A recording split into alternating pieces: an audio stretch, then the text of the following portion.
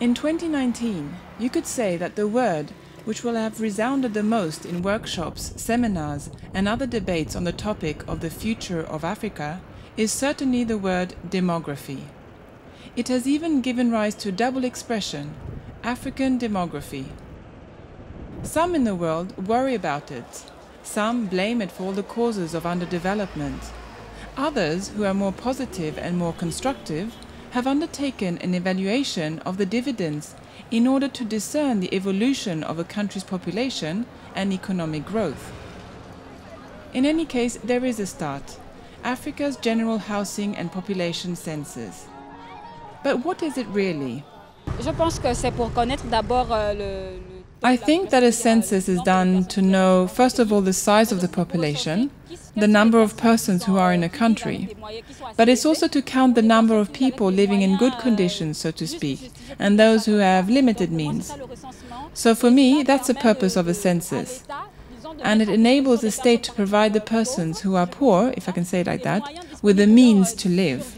Ça permet par exemple à ces initiateurs, notamment nos gouvernants. The purpose of the Housing and Population Census is to count the individuals, women, men and children. It's useful to know how many women live in Senegal. For example, if we know how many women there are in our country, we will be able to build more hospitals for birth, etc. Ils peuvent en ce moment orienter les différentes actions de développement. Le recensement c'est très important parce que dès l'instant que l'État s'intéresse. I think the census is very important because it shows that the state is interested in the state of the population. It tries to find the number of members in a family, and that will enable it to know the evolution of education, for example, to know whether there needs to be more schools, more institutions. Is the number of hospitals satisfying for the size of the population, for example? Or if there is a family with a lot of kids, do all the kids go to school? The youth who are in the house, do they have a job? So all of that, it's very important. It enables our initiators, the governors, to have an idea of the population and know the different age groups and master the evolution of the demography of the country, and according to the statistics collected, they can orient the different development actions.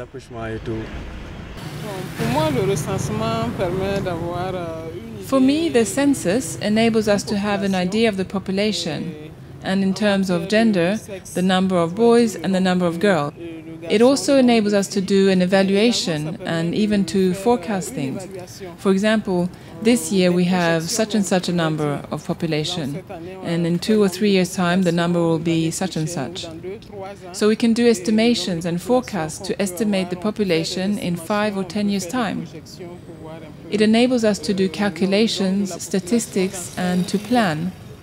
And in relation to the projects that we are running, it enables us to evaluate them.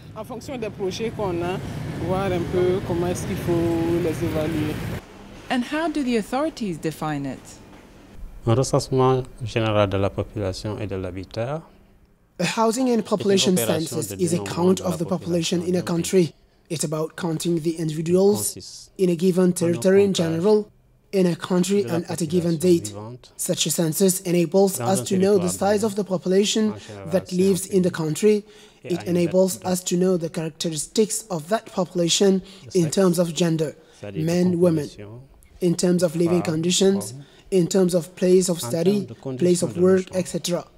So, in a social-demographic way, we know how the population is distributed in the different geographic and administrative areas that make up this country. Dans les différentes aires géographiques ou administratives qui composent ce pays.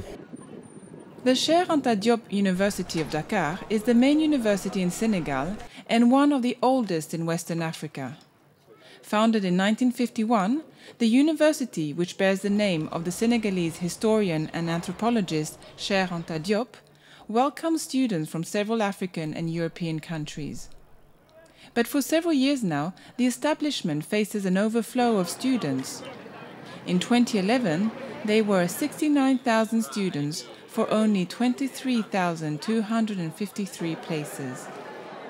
Today, not less than 80,000 students are regularly registered at the university. Overpopulated classrooms and university residences are the consequences of the growing number of students. Nos autorités n'ont pas su anticiper. Our authorities have not been able to anticipate. They have not been able to integrate the impact of the demographic population on the school-age population in the primary level, the secondary level, and the higher level education. And that is why it is very difficult to fill this gap. And I must admit one thing. I said earlier that it's the responsibility of the authorities, but we must note that for countries that are in a demographic transition, the economy and social needs is very important. For example, the increase at 2.4% per year with a relatively high fertility level is very difficult. The level of need will be very high. In the years to come, the Cheikh Anta Diop University of Dakar envisages to regulate entry flows at the faculties with a pre-selection system and with the development of remote teaching. It also hopes to create a new public university in Dakar, which would distribute the number of students between the two institutions. In the meantime, 5,000 additional beds have been sourced following the construction of new student housing and with the restoration of old buildings by the state in October 2018. This operation was made possible thanks to the census of the number of students and the university's reception infrastructures. In 2015, through the 2030 Agenda, the international community began to eliminate all forms of poverty to fight against inequalities and climate change, all while making sure that no one is left out. This development agenda constitutes, with its 17 objectives, its 169 targets, and its 232 indicators, a universal call to action and covers a broad range of social and economic development issues, all while focusing on the most vulnerable.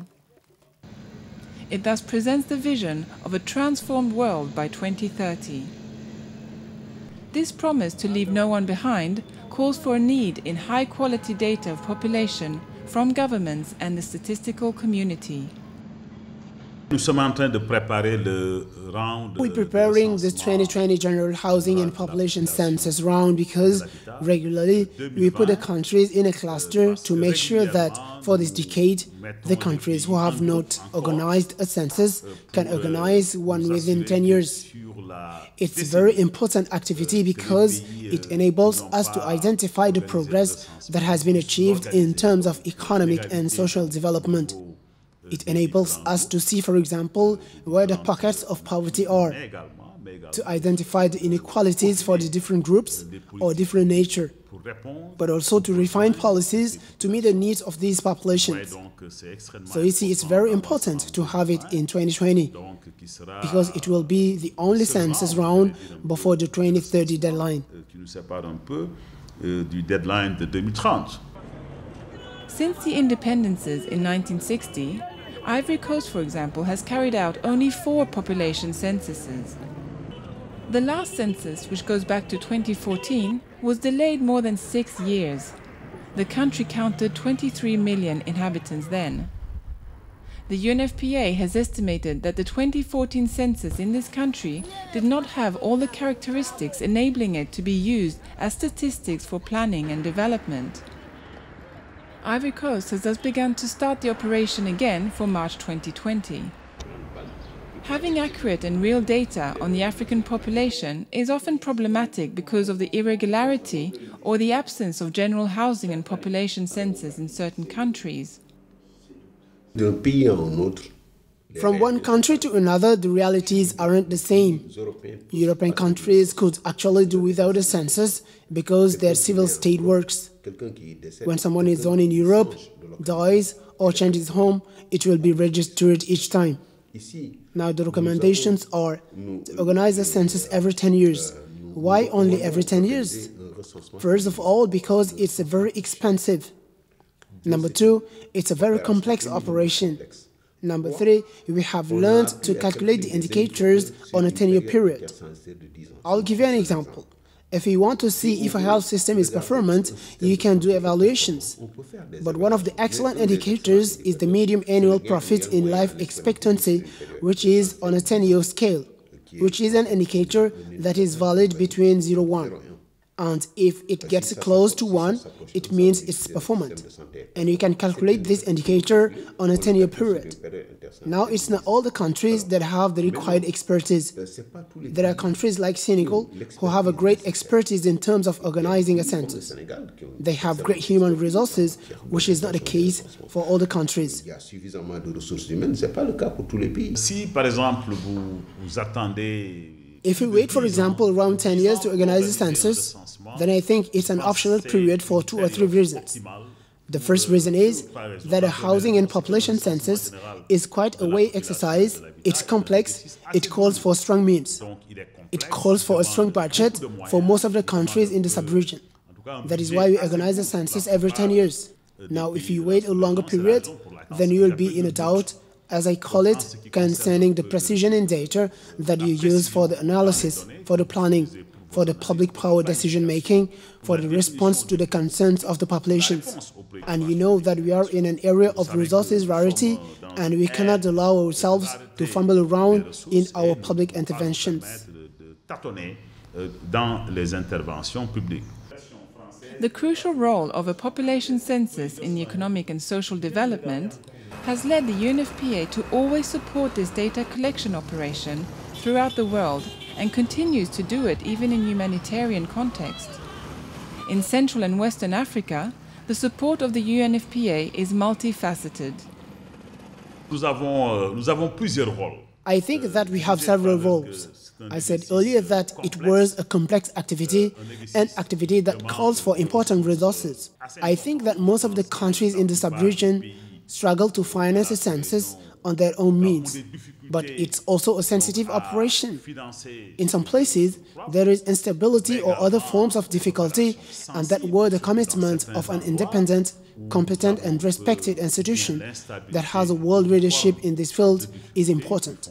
In addition to that, there are aspects related to skill strengthening, to experience sharing, to the use of new technologies, new methods that have proved their worth elsewhere. In that sense, our organization has that role of world leader, and to have Prince alongside Western and Central African countries, I think, is an added value in this region, like it is everywhere else. That is why we work for the 13 countries for the 2020 round. We accompany them in the planning, which is an aspect that is extremely important in the management of the country's process and also in the post-census period, which is a very sensitive step, which is about processing quickly in an efficient and credible way the data for which the United Nations Fund for Populations has a confirmed world leadership.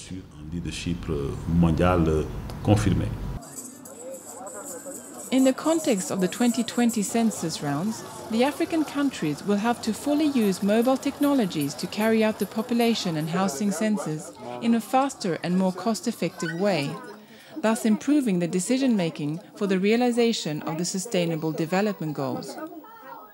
Indeed, in addition to calculating the population, the new international census standards enables to obtain information and indicators which inform about the population's living standards. When it's digital, the questions come up automatically. For example, if you are talking with a man, it will jump up to the questions for men. We won't have to go through some sections.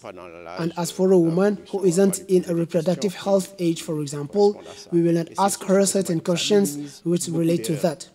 So it skips to the relevant questions. And it reduces the number of errors that wouldn't necessarily be visible when we did the paper questionnaires, because those needed to be treated afterwards, and when you proceed the information, you would carry out some necessary corrections. The other thing that is extremely important for us is the time period between the collection and the moment the results are available. These time periods should be short. And here we have said that if we keep the time proportions short, with the surveys, for example, we can do it in 18 months, then we should be able to do the census in 18 months, so that the information does not become obsolete. pour que les informations finalement disponibles ne soient pas obsolètes. The UNFPA is engaged in the organization of capacity strengthening workshops in favor of the statistical officers of several Western and Central African countries, to improve the technical and operational capacities of the countries to plan and implement the 2020 census round in accordance with international standards. In our particular context in Cameroon, we are doing our 4th General Housing and Population Census, and I think that the achievements we will have here will enable us to continue to the end of our census. It's not always easy to mobilize the necessary resources to keep the deadline, because when they say 2020, it's on a 10-year period. We should have carried out the census in our country already.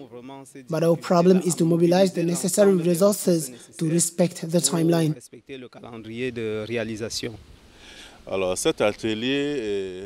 So this workshop is very timely because we are able to share experience, and we have just followed the presentation of Ethiopia, who organized their census using the PDA.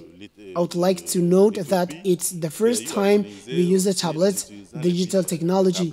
So during this workshop, I will acquire more experience. That I will then share with my colleagues in our country. The last general housing and population census in Senegal, for example, dates back to 2013. According to the 2017 demographic projections, the Senegalese population is estimated at 15,256,346 inhabitants, with 50.2% women and 49.8% men. More than half of the people live in rural areas at 53.5% against 56.4% of people living in urban areas. In Senegal, it's the ANSD, the National Agency for Statistics and Demography, which is in charge of carrying out the general housing and population census. You really need to know how to get organized, to set up an organization that enables you to cover the whole national territory. There are challenges that relate to the skills and the use of these new technologies, because not everyone has the necessary skills to use them. There are technical challenges as well. You need to have the necessary human capacity. There are also financial challenges. Quite often, it's the most constraining challenge. But doing a census costs a lot, so you must focus things and have a planning that enables authorities to take the necessary measures to make sure the census is done. Senegal is divided into 17,164 census zones and sections according to the size of the population. Each one of these zones is managed by one surveyor. Senegal counted 13,508,715 inhabitants in 2013. The Office for Cartography is in charge of updating the information collected since the last census. I work at the Census Cartography Bureau, which focuses on updating populations, etc. It's first of all about updating the 2013 database, the 2013 cartography base, and the digital base. So we are training the field staff first of all, and also we provide support to the field so as to verify the information related to homes, to update the information, to count the number of households, and to do an estimation of the population in view of the survey and the census. So this mapping enables us to see the work that is done upstreams. It's an estimation work, verifying the field, the roads, the level of access, and to estimate and understand the workload for each surveyor. While in the buildings of the National Agency for Statistics and Demography in Senegal, we visited the Office for Digital Cartography. Here, personal digital assistants are used since the last 2013 census. This morning, the geometricians are preparing the cartography of the Port Authority in Dakar. Geomatics consists in at least 3 distinct activities: collection, processing, and diffusion of geographical data. So for the mapping project and all the mapping projects carried out by the ANSD, today it is possible to have a global view of the territory from satellite views. It enables us to have exhaustive collected information and to verify the conformity of the information so that we can avoid duplicate entry. It also enables us to quickly implement mapping projects. Before, these projects used to be manual and it took a lot of time and it cost a lot of money. Now with digital tools we can do things faster and we also have quality insurance for the collected data. As the UNFPA, the United Nations Fund for Population, prepares to celebrate the 25 years of the implementation of the Action Plan of the ICPD, the International Conference for Populations and Development, November 2019 in Nairobi, in Kenya, all the heads of states and governments are invited to show more interest in the organization of the censuses as a tool to assist decision-making. I would like to make a call to the countries in the sub-region, but also to all the partners for them to accompany the activity and that they may plan this census procedure which affects more than half of the countries in the sub-region. And secondly, I would like to make a call for these census to be very well planned, including the period where these procedures are being carried out in each country and also the period after, so that the countries may have support so that they can carry out an efficient and faster processing of the data that will come out of the census of the population. When the data is available, I think that the public policies can be adjusted to be in harmony with what comes out of the census and that it can signal the pockets or the places where actions are essential if we want to meet the sustainable development goals. The United Nations insists on the necessity to make quality insurance an integral part of the 2020 census round. The UN Statistical Commission has defined, since the census of the 60s, the principles and recommendations concerning population and housing census. These principles and recommendations, which are revised periodically so as to adapt to the evolution of the national and international context, are a guide placed at the disposal of the countries to help to plan and carry out their population census and respect the quality standards.